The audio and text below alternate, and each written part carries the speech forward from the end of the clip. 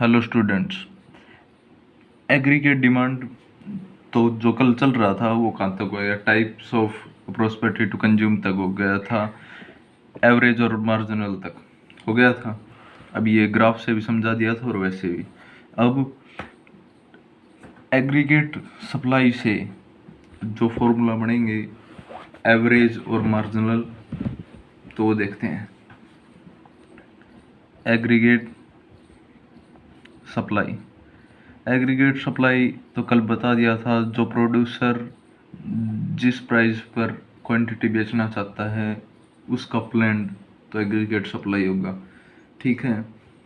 अब इसके फॉर्मूले एग्रीगेट डिमांड की तरह ही हैं। इसके क्या थे? एपीसी और इसके एमपीसी। ठीक है। इसके C Y consumption delta C delta Y. ठीक है, ये हो गया था। ये बता ही दिया था, अगर ऊपर सी है तो ऊपर सी, नीचे वाई तो नीचे वाई, ये बता दिया था। तो ऐसे ही एग्रीगेट सप्लाई में A P S, sorry saving आएगा, थोड़ा माइंड से स्लिप हो जाता है। यहाँ पर कंजप्शन था, यहाँ पर कंजप्शन था, यहाँ पर सेविंग है, तो एम पी एस। ठीक है। अब इसके फॉर्मूले यहाँ पर एस है तो ऊपर एस इनकम, जो saving S ratio, it is the ratio of the change in shaving and income. जो इनकम की शेविंग है और जो इनकम में चेंजमेंट है, जो सेविंग में चेंजमेंट है, उनका रेशियो है। और ये सेविंग और इनकम का रेशियो है। ठीक है। अब ये कैसे नेगेटिव, ये देख लेते हैं। पहले वो बना लेते हैं शेड्यूल, जैसे इनकम लेवल 0, 100, 200, 300। अब ये इनकम लेवल ऐसे क्यों किया? कंजप्शन 40, 120, 200, 250 कर लेते हैं। अब सेविंग क्या होगी इनमें, बताओ? सेविंग तो इनकम के दो ही तो होते हैं, कंजप्शन प्लस इन्वेस्टमेंट या सेविंग। कंजप्शन प्लस इन्वेस्टमेंट किसका फॉर्मूला है? एडी का। कंजप्शन प्लस सेविंग किसका फॉर्मूला है? एवरेज एग्रीगेट सप्लाई का। ठीक है। तो ये इसमें -40 आ जाएगी सेविंग, इसमें -20, इसमें 0, इसमें प्लस में 50, यही तो आ रही है। अब एपीएस क्या आएगा? Saving income. सेविंग कितनी है? -40 है, जब 0, 0 पहले में एस 0। अब इसमें -20 है और 100 है, 0.2 माइनस। अब इसमें कितनी होगी? सेविंग 0, 0। अब इसमें 50 कौन 300। ठीक है, 6। अब इसको 1.6 को डिवाइड करेंगे जब कितना आएगा? 0। ठीक है। अब 1, अब 4 बच गया, 30, 36, 6, 0.16। तो ये एस आ गया। ठीक है। ASP, ओह माइंड स्लिप हो थोड़ा। APS आ गया। अब MPS निकालना हो तो इसी में चेंज, जो सप्लाई में चेंज हुआ है, कैसे चेंज हुआ है? इसमें 20 का है, इनमें 20, इनमें 50 का चेंजमेंट, तो ऐसे। ठीक है। तो ये लेंगे। तो चलो आगे देखते हैं। अब आगे देखते हैं जो लीनियर कंजप्शन है, जो लीनियर कंजप्शन फंक्शन है उसको देखते हैं। Linear consumption function, linear consumption function को देखते हैं। लीनियर कंजप्शन फंक्शन का फॉर्मूला क्या है? कंजप्शन इक्वल टू जो ऑटोनोमस कंजप्शन है प्लस में बी वाई। अब ये बी क्या है? ये बी है, सॉरी, ये बी है मार्जिनल प्रॉस्पेरिटी टू कंज्यूम। अब इसका फॉर्मूला यही है। अब ये कौन सा कंजप्शन है जिसके ऊपर ऑटो बार लग रहा है? ये ऑटोनोमस कंजप्शन है जो बताया था कि जीरो लेवल के कंजप्शन पर भी कुछ ना कुछ हम खाते हैं। तो ये वो कंजप्शन है, इसी को फर्स्ट में बताया था, यही तो ऑटोनोमस कंजप्शन है। तो यही है। अब ये एमपीएस हो गया। अब ये ऑटोनोमस कंजप्शन आपको पहले बता दिया था जब ये चैप्टर की स्टार्टिंग हुई थी, ठीक है। अब ये कैसे आएगा? एग्जांपल ले लेते हैं। ये कंजप्शन निकालना आ गया, कंजप्शन दिखा दिया। लीनियर कंजप्शन क्या होगा जब ये सिचुएशन है, कंजप्शन दिखा दिया। अब ऑटोनोमस कंजप्शन, नोमस कंजप्शन दे दिया, ऑटोनोमस कंजप्शन है, ये दे दिया 10। जो एमपीसी है एमपीएस दे दिया। वो एक चीज़ तो आपको बताना ही भूल गया, जो एमपीसी है, जो एमपीएस है प्लस में एमपीसी है, वो 1 आएगा। ये फॉर्मूला है। ऐसे ही average property to consume plus जो सेविंग है वो भी 1 आएगा। इक्वेशन है। अब एमपीएस दे दिया 0.8 और इनकम है 10, ठीक है। तो ये निकालना है, तो क्या करेंगे? पहले इसको तो एमपीसी में कन्वर्ट करेंगे। एमपीसी में कैसे कन्वर्ट होगा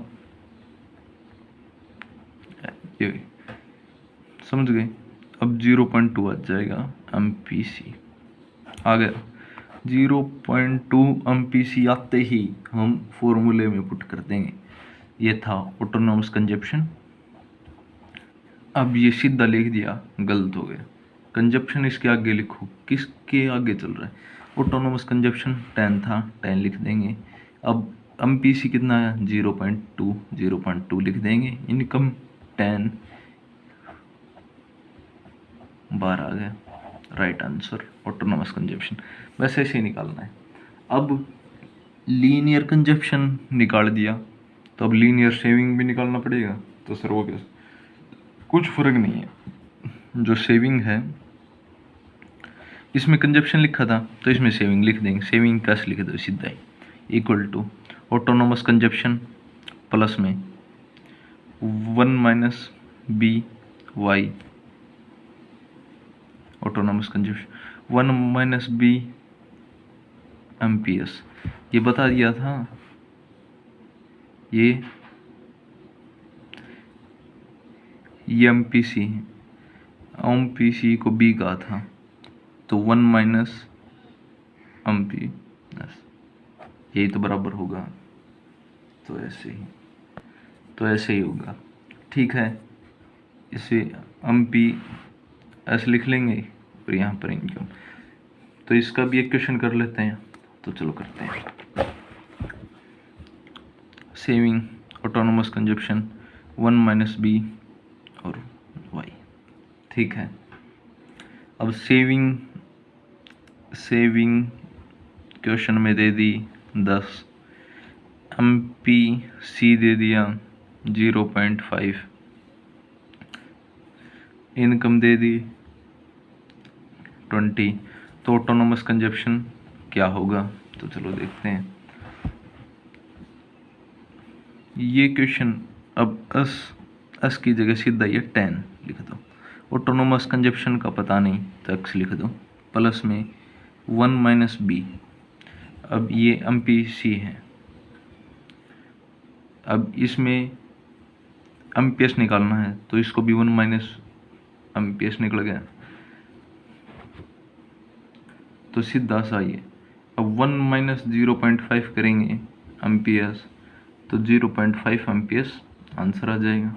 कोई प्रॉब्लम? No problem. प्लस में 0.5, इनकम 20, 10।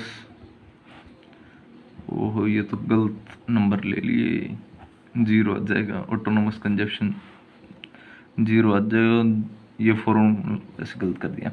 अब इसकी जगह 20 मानते हैं, क्योंकि फिर ऑटोनोमस कंजप्शन 0 आ जाएगा, जो कि आज तक हुआ ही नहीं है, तो 20 मान लेते हैं। अब 10 इस साइड आएगा, x 10 आ जाएगा। तो ये स्टार्ट में 10 मान लिया, और इससे ऑटोनोमस कंजप्शन 0 आ रहा था, जो कि आ ही नहीं सकता कभी, तो इसलिए ये गलत हो गया। लीनियर सेविंग भी दिखा दिया, कंजप्शन भी दिखा दिया, तो दोनों दिखा दिए। अब सेविंग और कंजप्शन का जो फंक्शन है वो आपको समझाई दिया था। कैसे, देखो, ये इनकम लेवल है x 0 y और y1, ये AS/AD का जो होता है ये होता है। अब इनकम लेवल है ये, और कंजप्शन लेवल है ये, कंजप्शन, ये ऑटोनोमस कंजप्शन आपको पहले बता दिया। अब जो सेविंग का फंक्शन है, ये दोनों पॉइंट बराबर हैं। ये थोड़ा ग्राफ में तो ठीक दिखता है, ये पेन से लिख मानते हैं तो थोड़ा आगे पीछे 0.01 की थोड़ी सी मिस्टेक है। ये दोनों पॉइंट बराबर हैं, कहने का मतलब ये, ठीक है, ये दोनों पॉइंट बराबर हैं। ये सेविंग फंक्शन है, लिखने हैं ये कौन सा है, ये कंजप्शन, ये इनकम लिख दिया। अब ये डिससेविंग कब हो रही है, जब इनकम लेवल 0 है, और कंजप्शन कर रहे हैं तो ये डिससेविंग हो रही है। ये पहले समझाई दिया था फर्स्ट पार्ट में। कंजप्शन लेवल, जैसे जैसे इनकम लेवल बढ़ रही है डिससेविंग कम होती जा रही है। अब कंजप्शन और इनकम बराबर है तो इनकम लेवल भी, मतलब सेविंग लेवल भी 0 है। जैसे इनकम लेवल बढ़ी है कंजप्शन लेवल से ज़्यादा, तो सेविंग भी होने लगी है, ठीक है, तो यही रूल है। अब आगे इन्वेस्टमेंट का आता है। एक इन्वेस्टमेंट ऑटोनोमस है, ये जैसे बताया, एक इन्वेस्टमेंट ऑटोनोमस है और एक इंड्यूस्ड इन्वेस्टमेंट है। चलो देखते हैं कैसे।